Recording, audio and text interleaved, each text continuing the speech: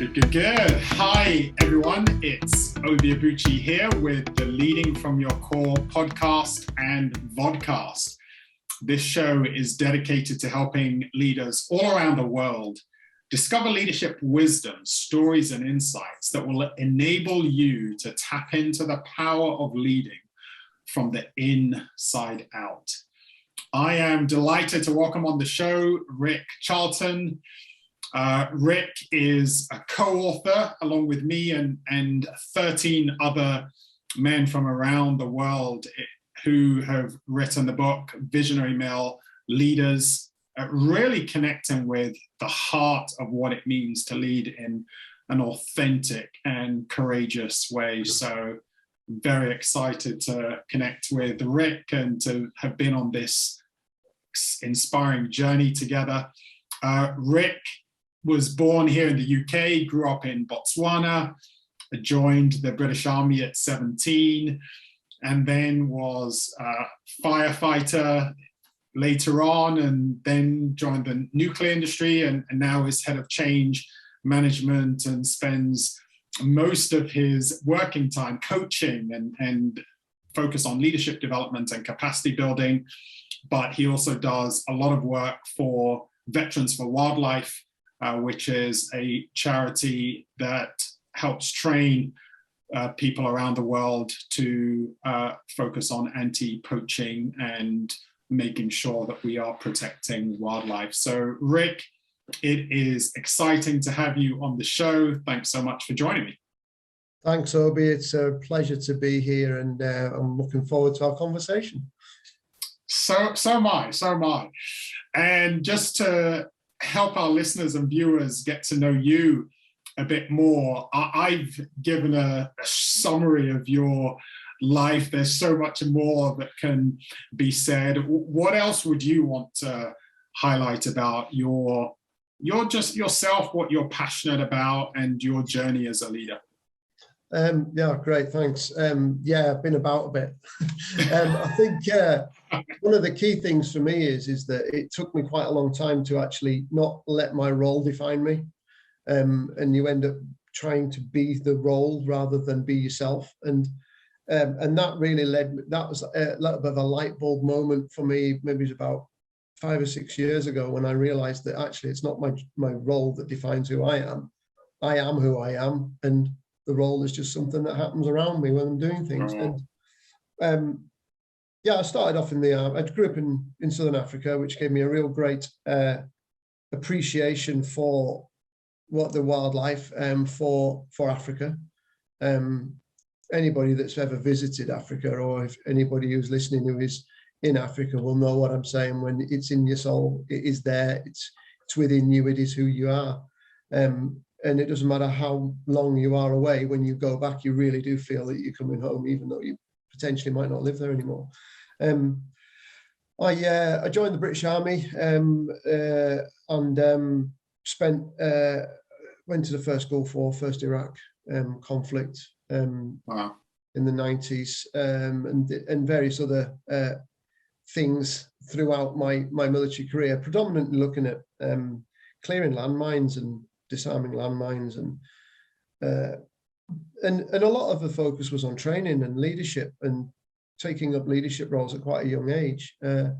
So what a great place to make all the mistakes. So the difference, one of the great things is that the military set me up really well for my next career, which was in the fire and rescue service, where I went up the ranks to a senior leadership position in the fire and rescue service. Again, real focus on development, on training, on leadership, and then subsequently moved out of that into the corporate world, and now I'm transitioning away from that into a coaching, mentoring sphere. And actually my passion is working with Veterans for Wildlife.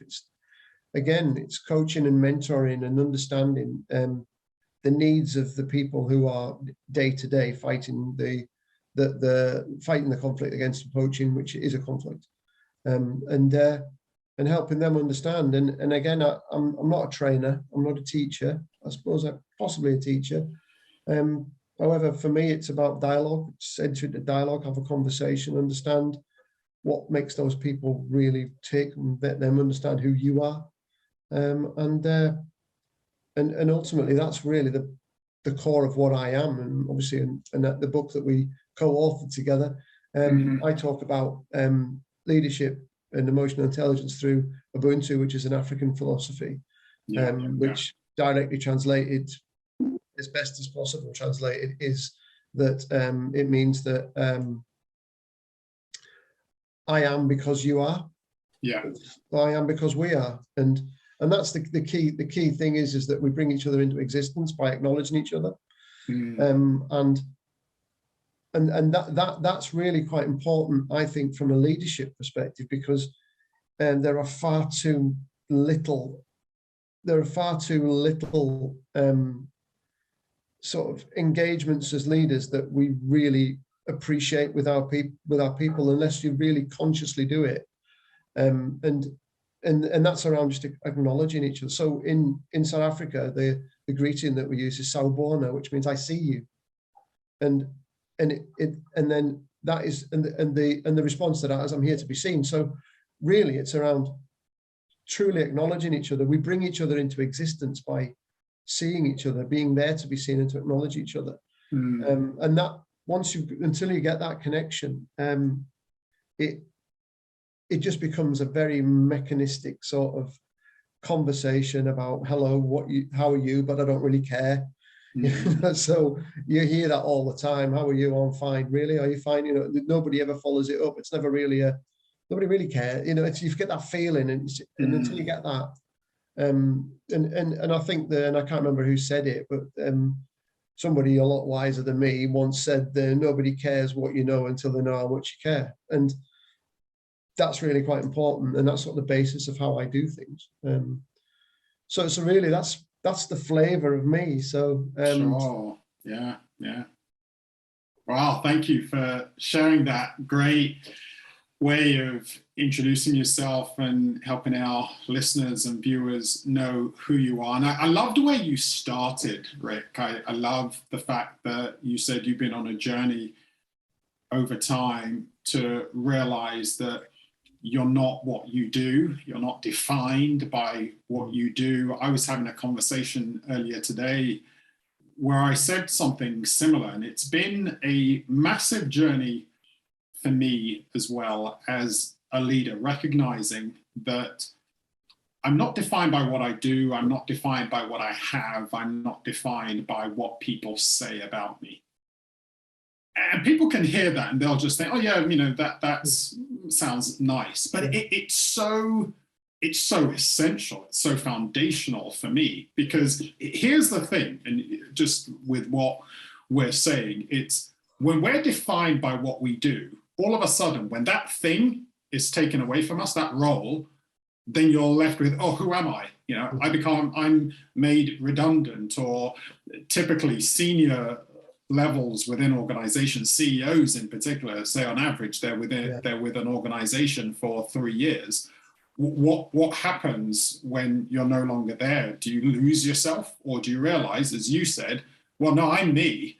I happen to be fulfilling that role, and that time has come to an end, but it doesn't mean I have come to an end. Or you have money and possessions and there's a fire, or there's the stock market goes down. Are you crushed? Do you commit suicide because you say my life is over? Or it's just, okay, some of what I have has dwindled, but I can grow it again. Or people say great things about you, like, hey, they're saying great things about you in the media, in the papers, whatever. And then you think, oh, wow, aren't I amazing? They're saying terrible things about me. Oh, no, I must be terrible. Rather than saying, well, that's just what they're saying, right? And I can maybe learn from that. I could take that on board. I could pay attention to it or not, but I'm not defined by that. But that journey of discovering who you are is so important because it grounds you. That's what I found. It just grounds me, and I'm able to do things from an expression of who I am rather than trying to be a certain person. So I love the fact that you started there. I'm curious, just for you, what was the shift that made you start thinking, that got you to start thinking in that way? Was it something significant? Was it a trauma? Was it just life? I think it was just a natural evolution within life. The real thing that, and I think the real trigger for me was that I went back to Botswana for the first time in nearly 30 years, and I took my son with me. He's in the army now, and I took my son with me, and I hadn't been back to Botswana since before I joined the army at 17. So, and going to war changes you. You become somebody different. Not physically anybody different, but it's sort of, there's a before and there's an after, and I think I'd forgotten who I was before, and then when I went back and I was in the Okavango Delta and was just out, the hippos were making a racket, elephants had been to drink, we'd had baboons in the camp stealing things. So, and I was just sitting and thinking, and it sort of dawned on me that I just remembered who I was before all that. And I'd actually created this imaginary world around myself because I'd been in the army and because I'd gone to the Gulf War, and that sort of led me to sort of explore a little bit more around that. And I think you're absolutely right. We actually we chase a job title. We chase a job title. We chase a role title. We try to work out, if I'm ahead of something, then that means I'm important, so I can now be important. And actually, you're no different to when you didn't have a job title. It's just still you. And that was the real sort of thing for me, that sort of pivotal element of it. And I read a book by Eckhart Tolle, The New Earth, and it was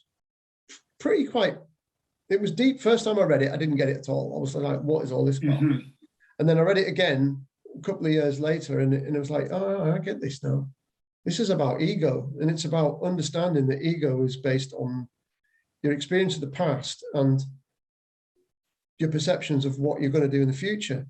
So if we just center ourselves on where we are today, think about who we are now, control what we've got now. And there's an element of stoicism in there around controlling what you can control and letting go of the things you can't control. And as soon as you start to really focus on who you are and become an observer of your emotions and start to actually, it sometimes makes me chuckle, and it's probably doesn't look good in a meeting when I start chuckling.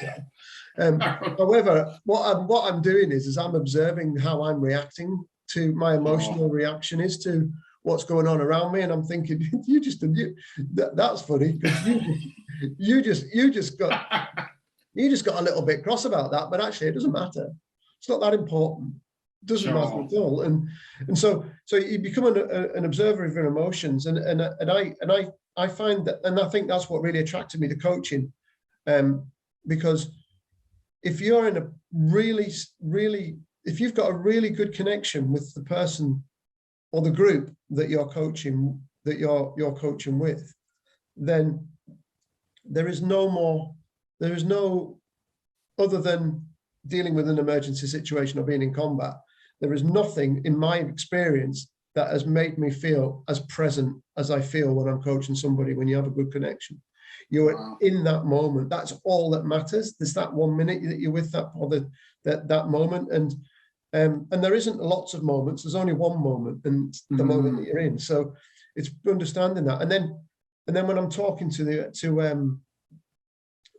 members of my team who I'm developing as coaches and taking them on the journey as well, and explaining to them that actually stop trying to reach somewhere.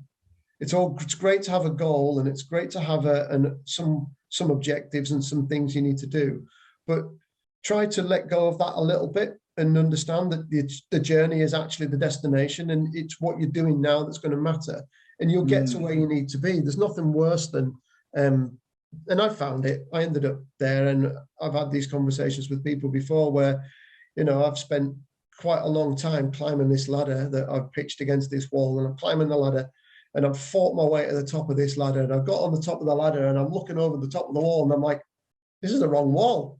And I'm looking across, and across over there's another wall with a guy on it who's dancing and singing and happy and doing all those things. And I'm thinking, that's the wall I should be on. Sure. So it's just, try not to be too sort of driven to do that, and just trust that your life will happen the right way, and just be. If you just concentrate on being rather than doing, and I think that the clue's in the title, isn't it? It's human being, not human doing. So that was one thing that sort of struck me, and then I started to think about how that is reflected in my leadership. And of course, being a military leader and a fire and rescue service leader, and then being a corporate leader, you become mindful of what works and what doesn't work. You understand where you've made the mistakes. You've dropped the clangers. You've done things, but you've got to have those. There's no point expecting to start out the journey as a leader and not have those clangers. Just don't be too proud. Don't be afraid to be a little bit vulnerable and to say, you know what, I made a mistake, guys. Forgive me, I'm only human. Let's try and work it and do it right next time. And I started thinking about those sorts of elements of leadership, and I realized that I'd been a commander, which is very authoritative and dictatorial, on which it has to be. You make things work, and then you flip into a manager. So you're a commander, then you're a manager. And I've done that for a while, and I was thinking, this is something still not happening here for me. And I think when I started having these sort of being more aware of myself, I realized that actually leadership is what is the key thing. So, I mention it in my chapter in the Visionary Male Leaders book, that management and leadership are different. Yeah. You manage, kit, systems, process, buildings, machines. You lead people. And if you try to manage people in the same way as you manage a piece of equipment or a system or a spreadsheet or a machine, you're going to fail, because people have got emotions, they've got aspirations, they've got their feelings, they've got emotional buy-in levels, they've got things that are going on in their life. And if you're not aware of that and you just keep pressing a button expecting them to do things, it's never going to work, because people aren't like that. People don't do that. And I think there's a real sort of hunger in the workforce today for leaders to be more, dare I say it, to be more vulnerable and to be more connected with the people that they work with, and for them to understand, let's do this together. Let's work together to achieve this. And I see it in change management, because everybody calls change management soft skills, and anything that involves people is not soft. It's hard. Program management, project management, portfolio management, that's easy, yet it's called the hard stuff. But it's a system, it's a process. You can chuck stuff into it, and you'll get an output, you'll get deliverables, you'll get benefits, and then you'll get a tick in the box on a spreadsheet. Your spreadsheet will go green, you'll obviously see a green, whoa, success. Yet nobody's adopting it, because nobody's been on the journey. Nobody's been taken on the journey. Nobody's been led through that. So it's leading through change is really important. And at the moment, with we're in a really volatile, uncertain, complex, ambiguous world where we need that vision. We need people to be able to say what the vision is, and to tell people how it's going to be different. How are we going to behave differently? How is it going to feel? And I'm always told, so how do I measure that then, Rick? Well, what do you mean, how do I measure it? Well, how do I put a KPI on a feeling?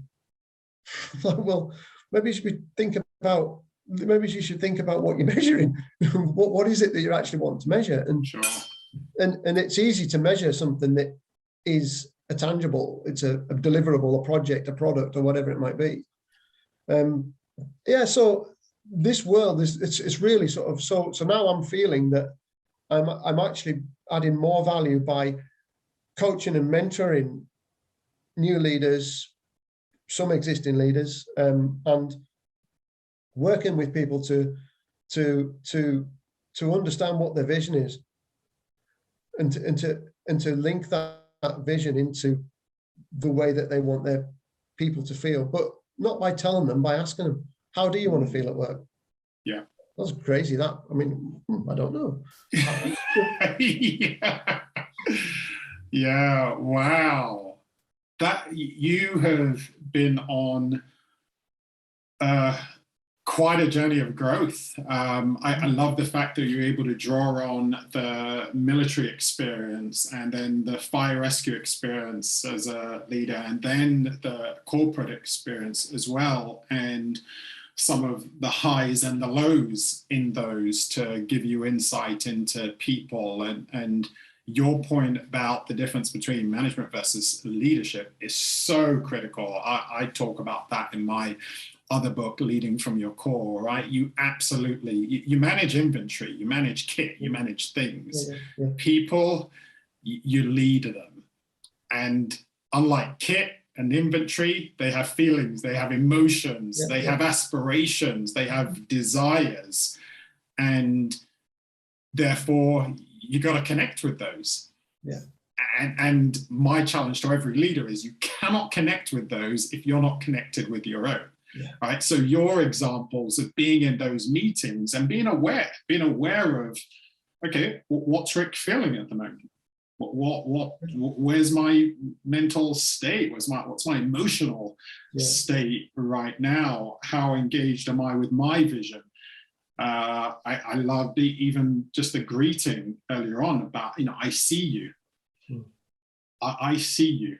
Do I even see myself?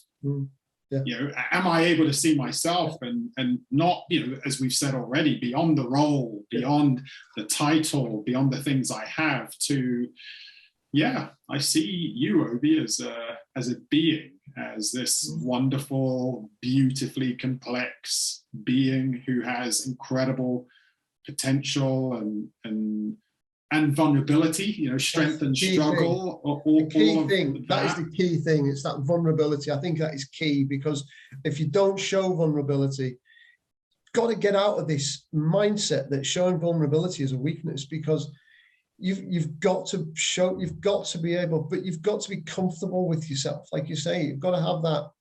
People don't care how much you know until they know how much you care. And they've got to know that you're not a machine. You're not some elevated being that is the boss, because the world's changed.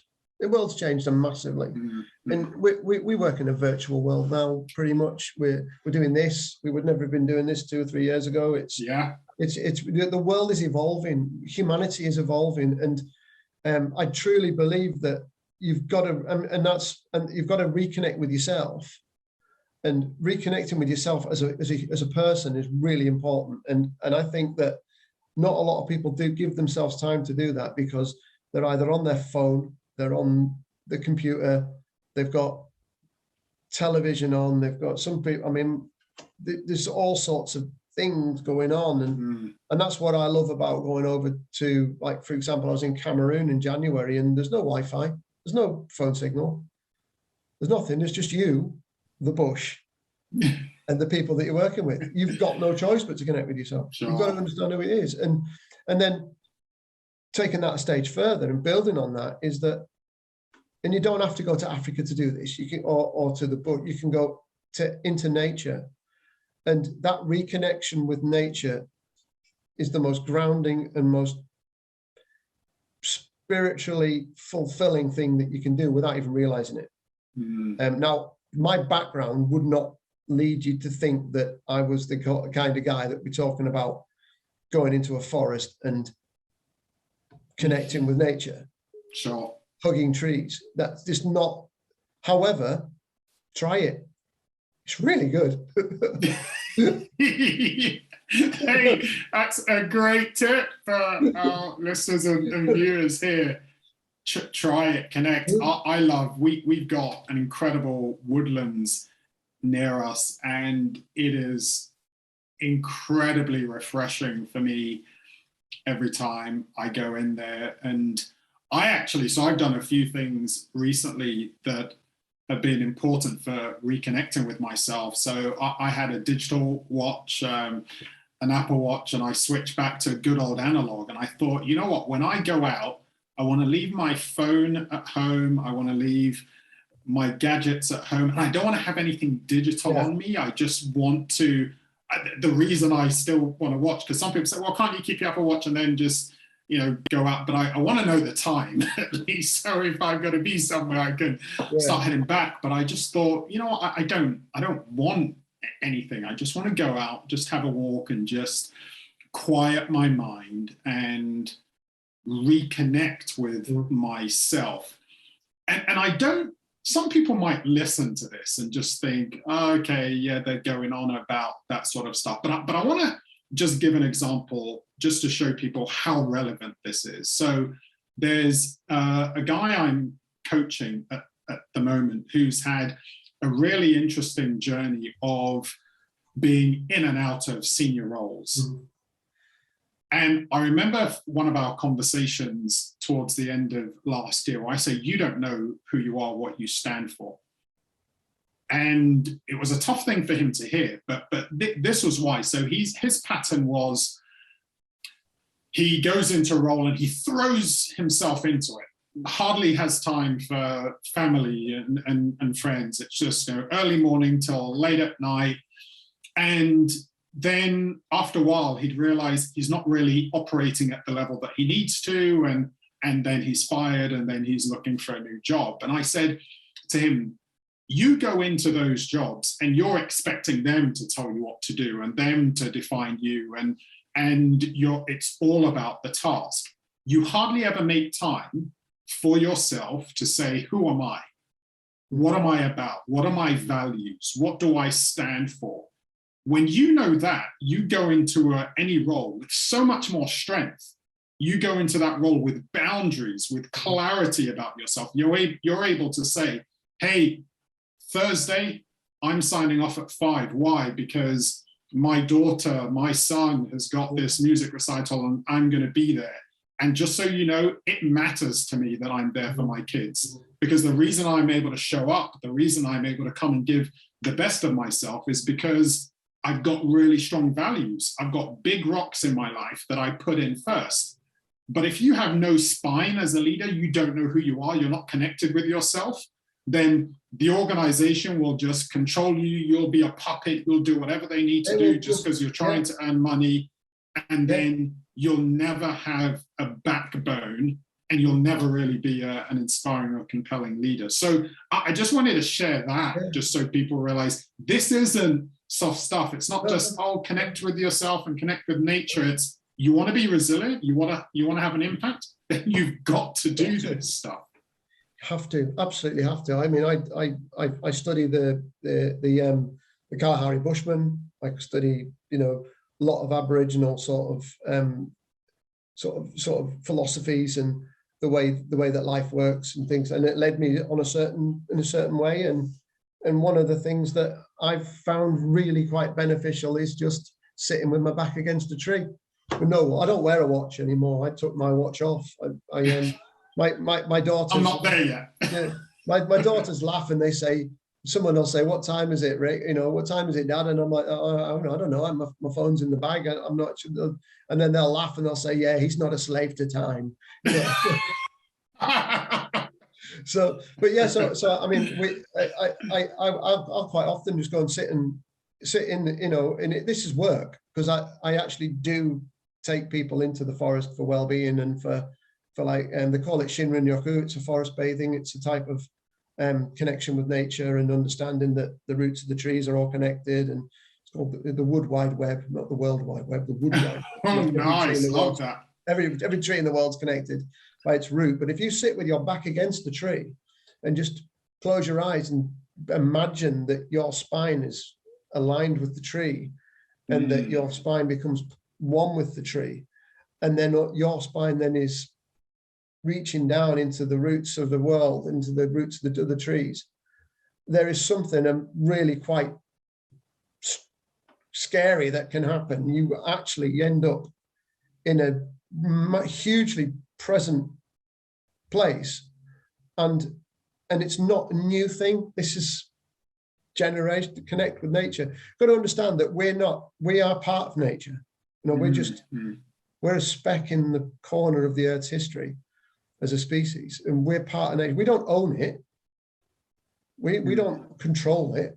And we just need to look at wildfires. You just need to look at flooding, look at the stuff that's going on with climate, even COVID. I mean, that's nature telling us, hang on, guys, this is enough. You know, start concentrating and focusing on what we're doing here. And again, yes, people might be looking at this going, what are they on about? All I say is, I used to clear landmines for a living. I've been to war. I was a professional soldier. I've been a professional firefighter, and I've been in corporate boardrooms with the worst and the best of them.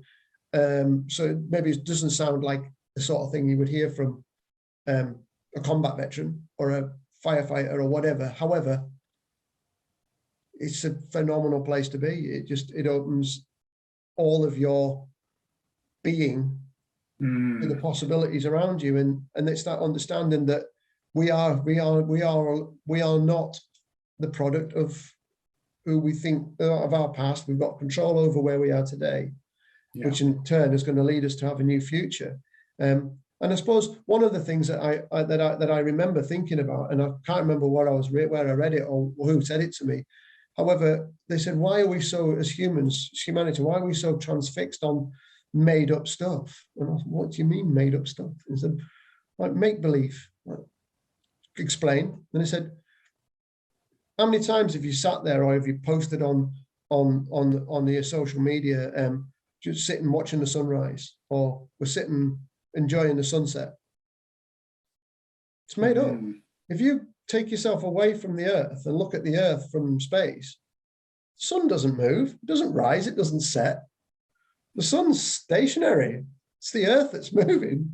So we've even sunrise and sunset's made up because it doesn't exist. The sun doesn't move. So there's all sorts of like sort of things that start mess with your head a little bit, and then you start thinking, you know what, this is really quite, you know, we're not that important. However, we are important to ourselves, to inside. And if you're not important, if you don't treat yourself with the importance that you deserve, you are never going to be able to connect with the people that you lead in a way that makes them understand that you are truly there because you want to lead them. You don't want to manage them. You don't want, yes, you're going to have your performance indicators, you're going to have your measures, you're going to have deliverables, you're going to have targets and all that sort of, it's all in there. However, I can pretty much guarantee that if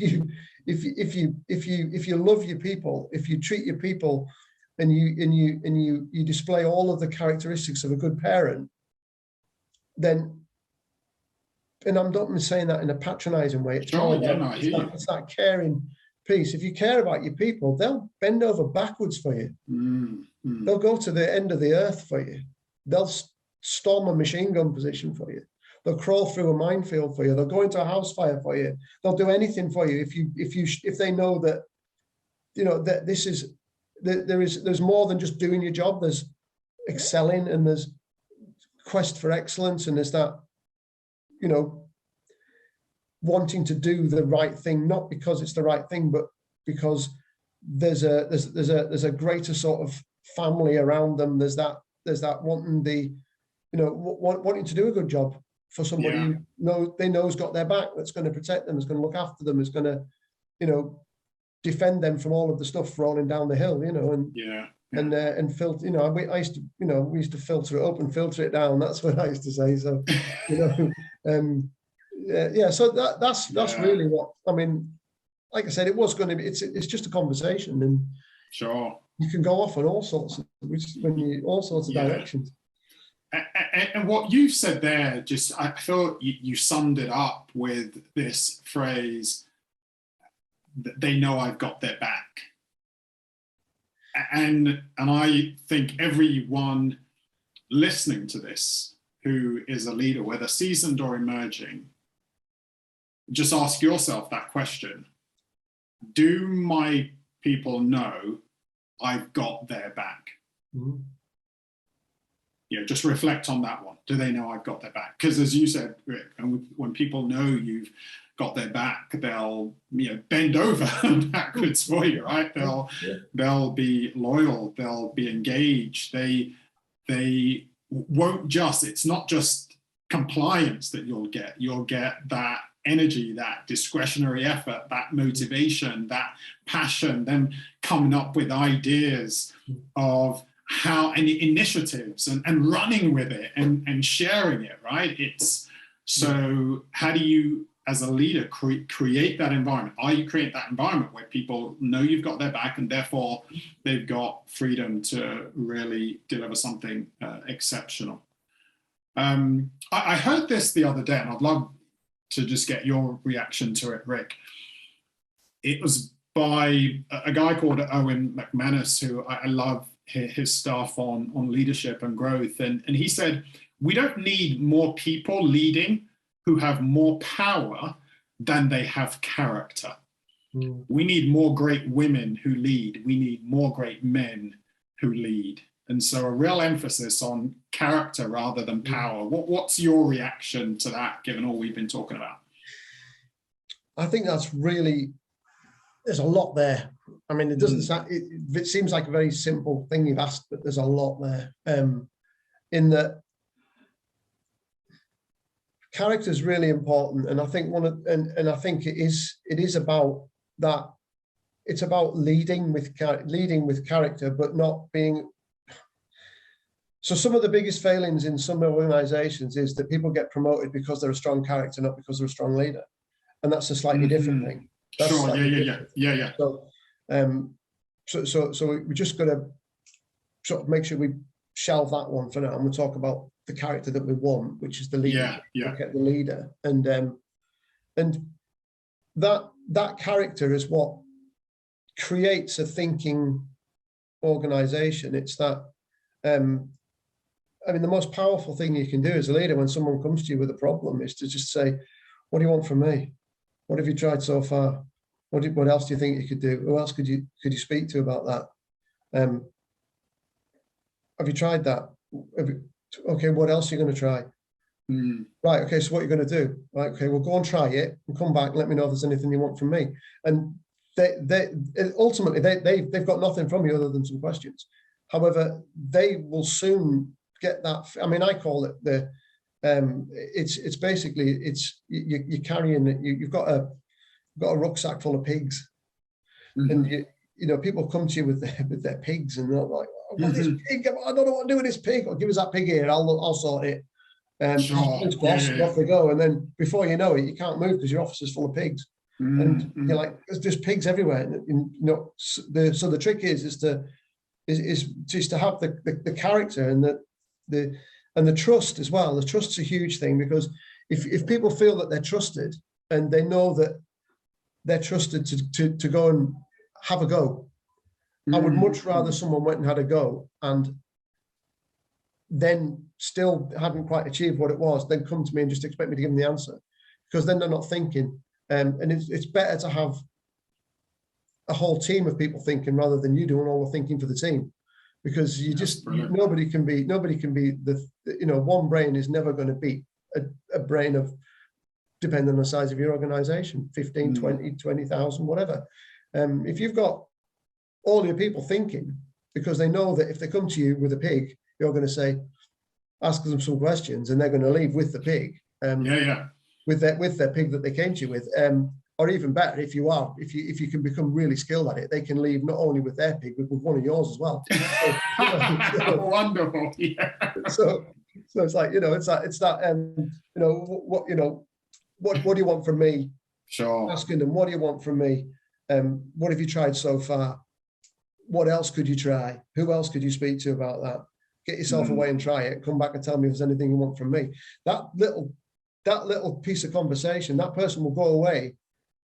They've been validated in their thoughts. They've not been challenged on any of their decisions. They've not been told that they're wrong. They've not been told that they're right. They've not been told, all they've been told is, you're doing, the whole conversation gives them that value, that feeling of value, that feeling of appreciation, that's what and they'll feel that they've been seen. That's all I can say. It's that sure. I see you, that sort of element, and that's that character bit. It's that leading with character isn't about being the general, follow me. You know, there is a bit of that sometimes. For me, and that's the shift in leadership is very different. I mean, you know, we've been on the journey with the book, and you know, if you go back to when Peter Drucker would say, he said that the leader of today, this was quite a long time ago, you know, decades ago, he said the leader of today tells, the leader of the future will ask. So in other words, the leader of the past led with power, and then the leader of today will lead with appreciation. But actually, I think we're going further than that now. We're moving on from that now, and we're moving to a place where being a leader isn't a role. It's not a job title. It's not you're the leader. If we can work with our teams and with the people that we coach, the people that we lead, to develop them into leaders, what a powerful place you are when you've got a whole, and there's not too many, too many chiefs and all that, because we're not leading with power. You know, we're asking questions. We're taking the ego out of it.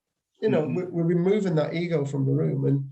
And I have a rule in some of my, in all of my lead team, my meetings that I'll have with any of my team or with people that I'm meeting when I'm doing my other stuff. And the rule is that, you know, any statements must only be made in response to a question. And that takes a bit of the ego out of the room. So you're always clarifying rather than telling. And we don't start the meeting with saying how long we've worked in the business for and what our great job title is, and you know, have that conversation. And it's outdated now. I mean, I've been in meetings where they've said, been around the table, and people say, I've been in this industry for 25 years. I've worked in this building for 25 years. I've worked in this plant for 25 years. And they get right the way around the room and they're like, wow, we've got these hundreds of years worth of experience. And I'm just like, can I make an observation, guys? You've said you've worked here for 25 years, in this building for 25 years. That doesn't tell me that you've got 25 years of experience.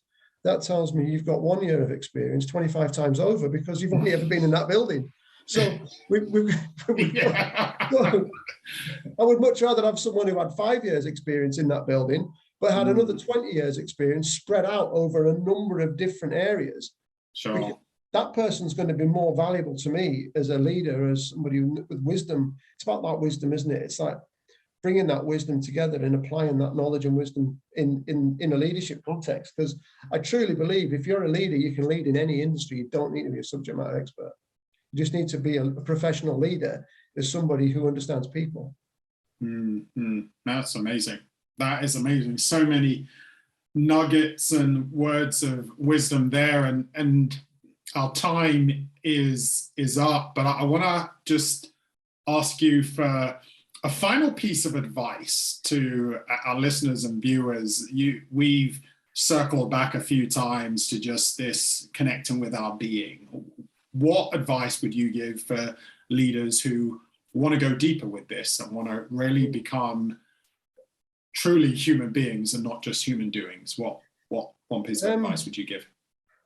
I think, first of all, I generally don't give advice, because advice is my opinion and my opinion isn't yours. However, I think one of the most important things that you can, that as a leader, if you want to really start to try and connect, is first of all to focus on your language and ask more questions, and be curious, not just about the task or the project or whatever it is, but be more curious about your people. Know your people, but not in a scary sort of trollish way. You know, just have those conversations, sit down and chat to them. And believe you me, the shift will happen, because they'll sit down, if they're used to just telling you what they've delivered, how they are with the progress on different projects. They'll sit down and they'll start downloading, and you just say, well, hang on a minute, just stop a minute. Like, take a breath, close your notebook, put it to one side. How are you? Really, how are you? What's going on in your life at the moment? And just connect with people. Then you'll see a shift. But it's got to be genuine. You cannot just say the words. To do that, you've got to connect with yourself first. You've got to know yourself first. That's amazing. Thanks for the advice, Rick. Wonderful. Just take the time, know people. I often say you got to know people in order to grow them, and in order to do that, you got to know yourself. So I knew it'd be a wonderful conversation, and it certainly has been. Thanks for coming on the show. Thank you, Rick. To all our listeners and viewers, I hope you enjoyed that. I hope you were taking notes, some incredible nuggets. Feel free to listen to this again. More important than listen, apply these and integrate these into your life, because that's when you'll get the transformation. And remember that if you want to be a courageous and resilient leader, if you want to live life on purpose and with purpose, then it starts from the inside out. Have a great day, everyone, and see you on the next show. Bye-bye.